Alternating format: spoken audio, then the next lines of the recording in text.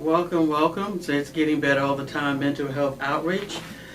We are just want to make sure everything is set. Just give me a minute here. I hope everyone is doing well and having a great mental health day. Again, this is It's Getting Better All the Time Mental Health Outreach with your host, Sister A. Legree. You can find out more about us by logging onto our website at igbattmho.org. You can email us at support@igbattmho.org. Again, it's Getting Better All the Time Mental Health Outreach, providing information and support while encouraging hope and faith. And this morning, I just wanted to talk about, just briefly, the topic is calling for help is not being judgmental. And what I mean is that if you are in a position where you need to call for help for someone who is having a psychotic episode or who is having some type of mental health crisis, it's okay to do that. There are a lot of people who, for various reasons, feel that they don't, they're nervous about doing it, they're unsure about doing it, or they just don't do it for whatever reason. And I want you to know that it's okay, because if you saw someone bleeding on the side of the street, if you saw someone seem to be having a heart attack, you wouldn't hesitate to get help for that person, to at least call 911. And I'm encouraging you to look at, when we talk about serious and persistent mental illnesses, we're talking about chronic illnesses that have to be managed. And just like any chronic illness, there may be times when you may have quote-unquote flare-ups or episodes. In that particular moment, when a person is having a flare-up or an episode, they may not be able to think clearly, to process clearly, and they will need somebody to help. Just like if a person was having, if I was diagnosed with a heart condition and then suddenly I had a heart attack, right? You wouldn't say, oh, no, I'm not going to do it because, that's her choice and she doesn't want to go to the hospital. No, you would call, 911. That's what we're talking about here. It's okay to call for help. So let me start off by saying this. People with untreated serious mental illnesses we like to say people living with a serious and persistent mental illness are no more violent than anyone else. And that's true. With the exception, individuals who are living with a serious and persistent mental illness who are actively psychotic, who are taking drugs, who are not taking their medications, need help, right? So again, how do you live with someone? And my second title, living next door to someone with a serious mental illness. I had an opportunity, and I thought about this because we had an opportunity yesterday to be in a situation where a person is living in an apartment complex, and we've had it where a person was living in a home, but they're living around other people, and they are actively psychotic, and they're in the building, they're in the house. And the question is, what do I do as a neighbor? What do I do as a person that's living next door? How do I handle this?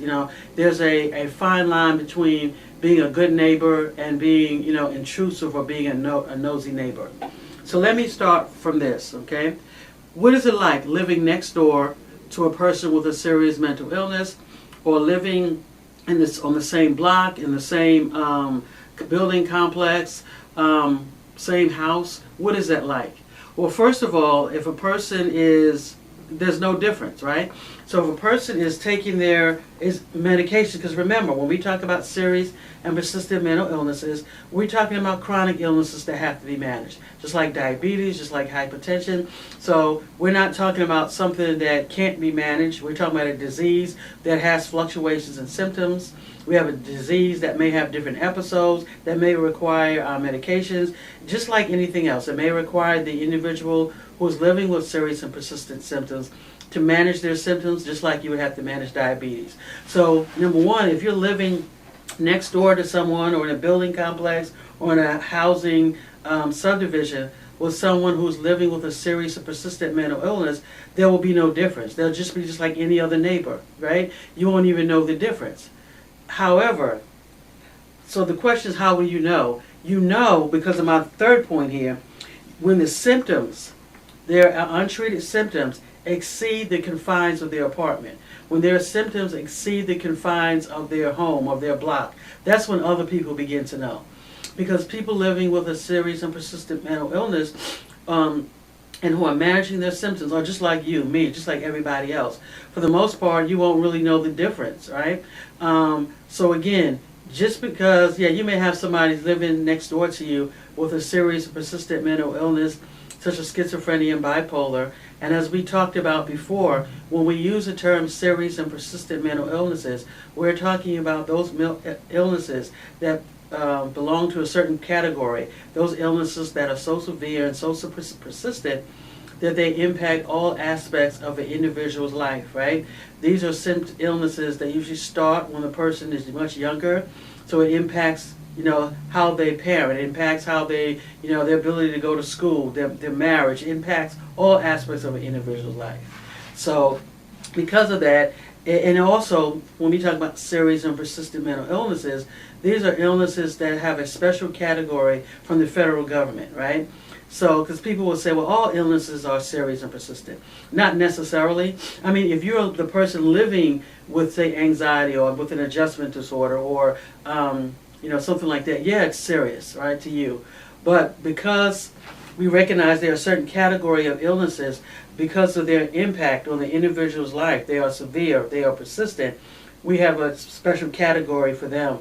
And we meaning, the federal government. So serious and persistent mental illnesses, individuals living with SMI represent a small population.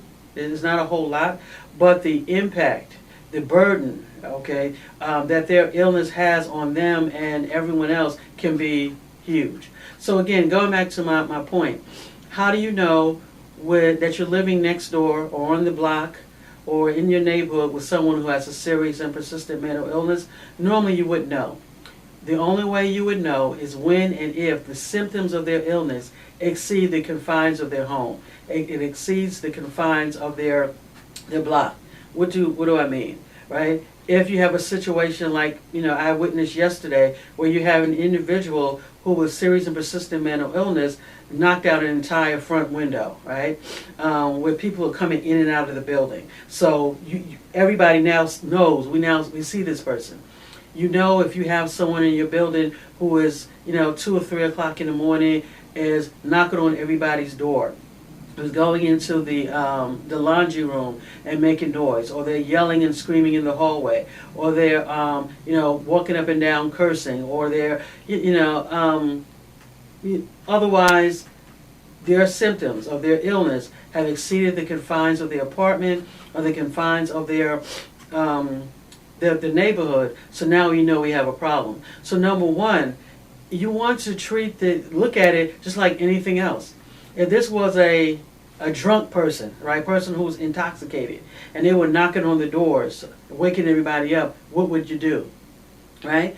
If this was a person who was being inappropriate with the kids in the building, or who was,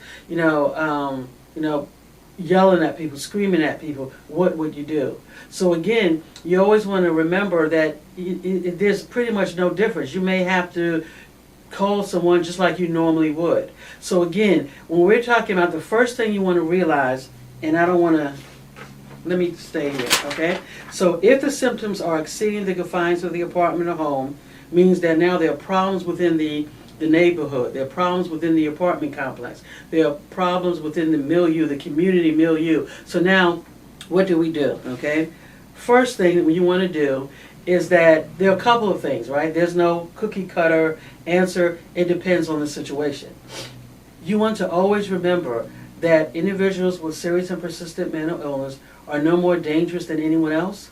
However, if that person requires medications, and if they're off their medications, or if that person is taking drugs or substances, they could become more, it could be a problem, could become more challenging. So number one, you always want to be mindful of your safety, right? Let's just say you're in you're getting off out of your apartment or out of your home, let's say your apartment, and you're getting into the elevator, and then you see someone who is maybe yelling, screaming, that makes you feel uncomfortable. Common sense will say, okay, well, I'm not going to get in the elevator. But what happens is, because many people are so nice and they're so kind, their thought process is, well, I don't want to, do that. I don't want to feel like, I'm being judgmental. I don't want to feel like I'm being prejudiced. I don't want to feel, I don't want the person to feel a certain way. I want you to understand that when you see a person who is actively psychotic, that person needs help, right? And you may or may not be the person that can give them that direct help, but you can be the person who can call to get them help, right? So again, number one, when we're talking about, and we're going to talk about de-escalation, is that you always want to make sure to evaluate your safety. Your safety is number one, right? You get in the elevator with that person because you're trying to prove a point. You don't want to feel like people think that you're, like I said, judgmental, or feel like you're, being prejudiced, or, you want to always want to present like nothing's wrong. You want to be honest, because here's the thing: when a person is actively psychotic in that particular moment, it's nothing personal, but they could begin to respond to the internal stimuli in a way that would not be helpful to you. So number one, you always want to protect your safety, protect yourself. So that's number one. How you want to remain calm as possible. I'm reading from some of my notes here. Remain as calm as possible. You want to speak to the person slowly in a confident manner. You want to try not to talk too fast. And I always tell people, I'm from the South, I talk fast, but I always try to remember that. You want to speak slowly. You want to be confident as you speak. You want to, if you need to remove yourself from the situation, that's always number one. So you always want to evaluate the situation.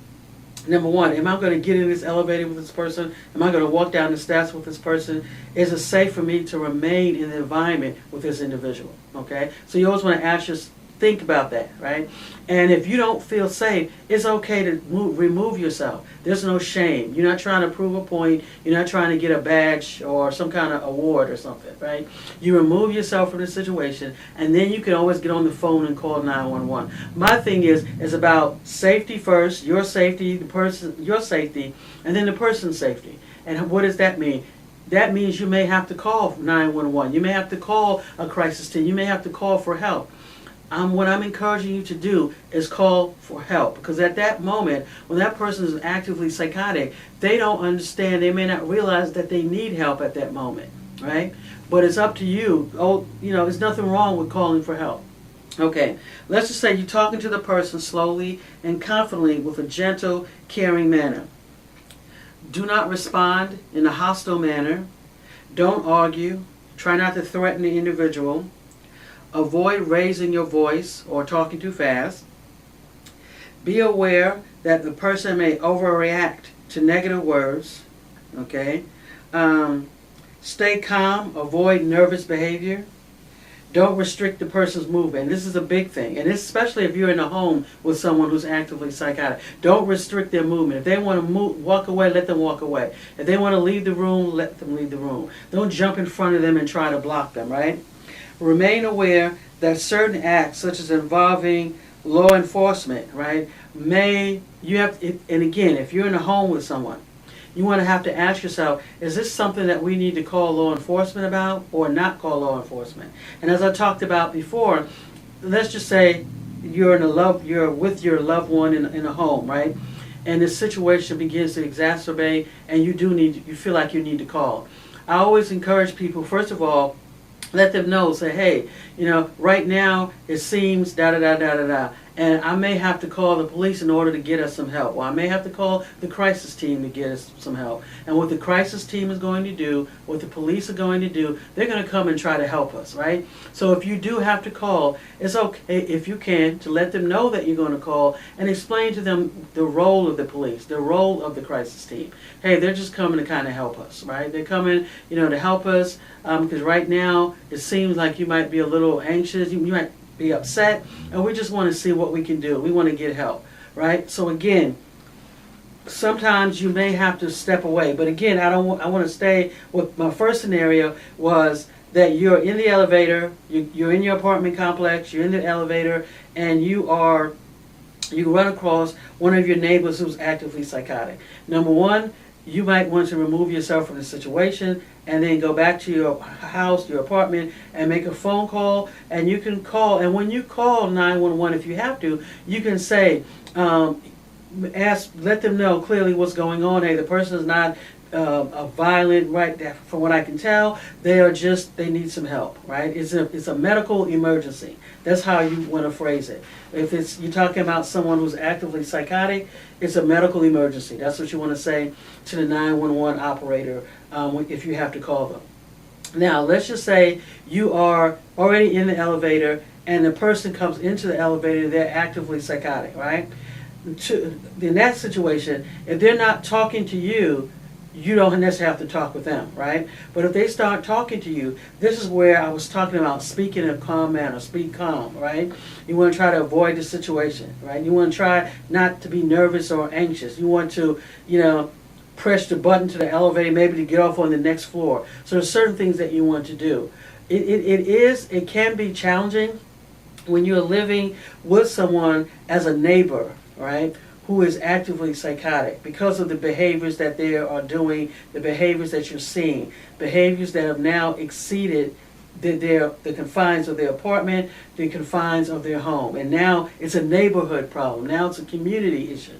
Well, what you want to do is, as I said, realize that this person needs help. Realize that they're not doing, if they were not actively psychotic, they wouldn't be engaging in the type of behaviors that they're engaging in. Realize that this person needs help. Just like if this person was bleeding out, they realize that they need help, right? So again, in a crisis situation, remain as calm as possible. Evaluate the situation by assessing the risk involved. What's the risk to myself? What's the risk to this? Number one, your safety is always a concern.